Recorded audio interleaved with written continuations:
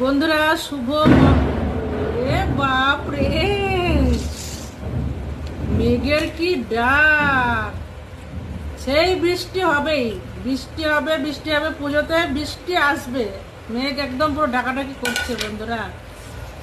তো যাই হোক, আজকে তো মহাষ্টমী, তো আজকে আমরা ভাত রান্না করিনি, কেননা আমি তো ভাত খাই না কোনো দিন অষ্টমীতে। আমি তো ভাত খাই না, তার জন্য আমি লুচি করি বা নিরামিষ তরকারি করি। তা কর্তা বললো আজকে আমরাও ভাত খাবো না, দুপুরবেলা যদি হয় রাত্রে সেদ্ধ ভাত করে খাবো, এখন লুচি খাবো।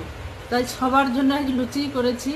তা লুচি করেছি, আর সাথে কি কি করেছি চলুন দেখাই আপনাদেরকে একটু। এই যে লুচি করেছি, আর এই যে সুজি করেছি, আর এই হচ্ছে পটল ভাজা লুচির সাথে, আর এই ফুলকপি আলুর রসা, আর এই শশা কুচি। এই হচ্ছে দুপুরের আমাদের খাওয়াই। কর্তা বসে গেছে, ছোট ছেলে স্নান করতে গেছে, আমি বসবো, রেডি করছি আর কি। তো শুভ দুপুর বন্ধুরা। আর বাচ্চাদের আশা সব গেল মনে হচ্ছে, যা মেঘের ডাক, যা বৃষ্টি নামবে, বাচ্চারা একটু ঠাকুর ঠাকুর দেখবে, ও মনে হয়ে গেল, হয়ে গেল।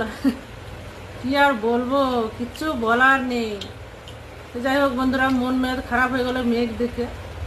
তো টাটা, সবাই ভালো থাকবেন।